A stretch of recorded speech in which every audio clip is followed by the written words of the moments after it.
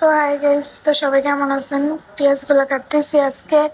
রান্না করবো আলু দিয়ে, আর ওই যে ডিম করে না, বিরান করে রান্না করে না এভাবে।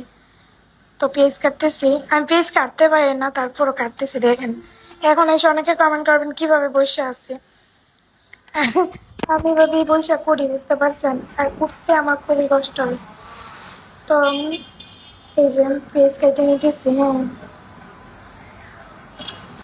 তো পেঁয়াজগুলো কাটতে নেই। আমি তো না চাই কাটতে পারি, কিন্তু আমি চিকন করে কাটতে পারি না। দেখেন আমি পড়ে যাবো, যতটুকু পারি ততটুকুই। আর এমনি তো আমার শরীর খুবই খারাপ, তার জন্য ভয়েসটা কেমন লাগতেছে। অনেক কষ্ট করে ভিডিওটা বানাইতেছি, বুঝতে পারছেন? উফ, ভাল লাগতেছে না।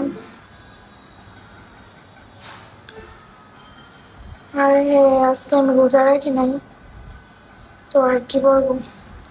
এবার আমি আলুগুলা কেটে নেবো, বুঝতে পারছেন?